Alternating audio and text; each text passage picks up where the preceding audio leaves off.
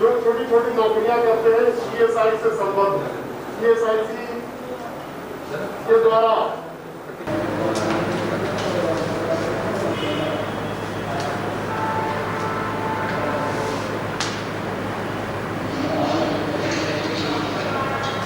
दो तीन रूम में कंप्यूटर लगाइए, थोड़ा बड़ा कोई टेबल रखिए। क्या बोल रहे हैं यार, जो मेहनत करने में देख रहे हैं मत रहे हैं, जितना भी जिम्मेवारी मिला हुआ है। हाँ हेलो हेलो जी, हाँ हेलो जी। देखिए, इस महामारी में किस तरह से संक्रमित लोगों को सुविधा प्रदान की जा सकती है, और उसमें हम सरकारी अस्पताल हों अथवा निजी अस्पताल हों, सरकार हो अथवा प्रशासन हो, उन लोगों के बीच एक कड़ी के रूप में काम कर संक्रमितों को यथासंभव सहायता प्रदान करने का प्रयास करते हैं। ऐसा है कि बहुत से संक्रमित लोग ऐसे भी हैं जिनको अस्पताल में भर्ती होने की आवश्यकता है, लेकिन वो अपने प्रयास से नहीं हो पा रहे हैं, और अस्पतालों में भी कोई दो राय नहीं है, काफ़ी भीड़ चल रही है, बेड खाली नहीं है। तो वैसे लोग जो हम लोगों के संपर्क में आते हैं कि हमारे लिए संभव नहीं हो पा रहा है, तो हम लोग विभिन्न अस्पतालों में कांटेक्ट करते हैं, बात करते हैं, और जहाँ संभव हो जाता है खाली जगह तो उनको एडमिशन करवाते हैं। हम लोग 21 तारीख से कार्यरत हैं, तो कम से कम 1500 लोगों को हॉस्पिटल में भर्ती करा पाएँ। लगभग जितने भी लोग आए हैं संपर्क में, उतने लोगों को हम लोगों ने भर्ती कराया है। इस भर्ती कराने में बड़ी स्पष्ट बात है कि कोई दबाव हम लोगों ने किसी अस्पताल प्रबंधन पे, सरकारी और गैर सरकारी, नहीं दिया है। उनके साथ कोऑर्डिनेट करके पता करके उनका बेड खाली है तो हमने गाइड किया कि आप उस हॉस्पिटल में चल जाइए, आपका भर्ती हो जाएगा, आपका नाम वहाँ बताया हुआ है। कभी कभी अभी जो स्थिति बनी हुई है उसमें दवा का भी कमी है। दवा की कमी ऐसी है कि दवाएं अब मिल नहीं रही हैं, और जो दवा मिल नहीं रही है वो ज़्यादा लिखी जा रही हैं, ज़्यादा मांगी जा रही है। तो जहाँ तक संभव होता है पता लगाते हैं किस दुकान में वो दवा उपलब्ध है, तो संक्रमित को वहाँ हम लोग भेजने की कोशिश करते हैं।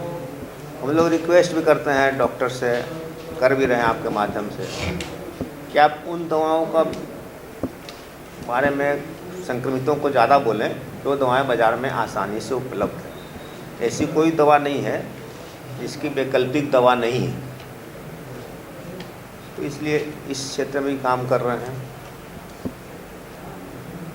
किसी को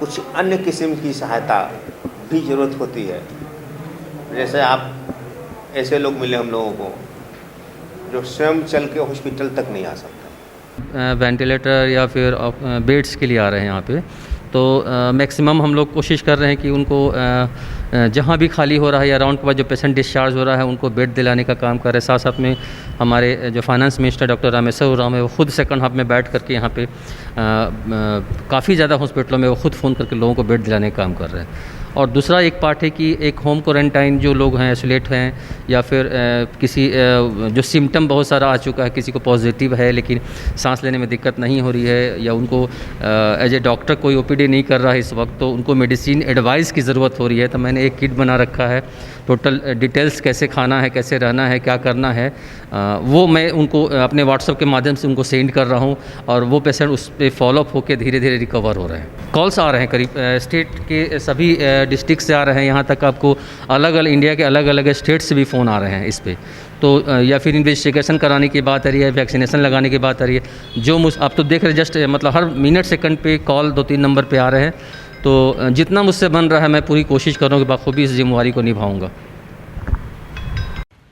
झारखंड वासियों जोहार। 22 अप्रैल से 29 अप्रैल तक हमने राज्यवासियों की सुरक्षा के लिए स्वास्थ्य सुरक्षा सप्ताह मनाने का निर्णय लिया है। इसका पालन आप सब लोगों को करना है। आप लोगों के दृढ़ संकल्प, आप लोगों के संवेदनशीलता के तहत ही ये स्वास्थ्य सुरक्षा सप्ताह सफलतापूर्वक पूरा किया जा सकता है। हमारा उद्देश्य है हमारे राज्यवासी सुरक्षित रहें, झारखंड सुरक्षित रहे। हो सकता है कि इस निर्णय से कुछ चीज़ें या कुछ लोगों को दिक्कतें हों, लेकिन मैं इसके लिए क्षमा चाहता हूं। आज इस संक्रमण में निर्णय लेना अति आवश्यक था, क्योंकि कोरोना के इस चेन को तोड़ना था। और मैं समझता हूं, मेरा मानना है कि झारखंड प्रदेश के लोग अपने आप में इतनी क्षमता रखते हैं कि हर असंभव कार्य को संभव कर सकते हैं। आप इस स्वास्थ्य सुरक्षा सप्ताह में बढ़ चढ़ कर के हिस्सा लें और मुझे इससे पूरा उम्मीद है कि झारखंड में जो कोरोना का संक्रमण है उसकी गति में कमी आएगी। आप घरों से बेवजह ना निकले। आज हर संभव हमें मुंह ढक करके रखना है, बेवजह समूह में नहीं रहना है। घर में के अंदर में भी हमें अपने लोगों को सुरक्षित रखने के लिए, खुद को सुरक्षित रखने के लिए घरों में भी एक दायरा बनाते हुए अपने जीवन को कुछ दिनों तक काटना पड़ेगा। तभी हम इस संक्रमण को रोकने में कामयाब होंगे। इसलिए इस सुरक्षा सप्ताह में आपका भरपूर सहयोग की हमें उम्मीद है।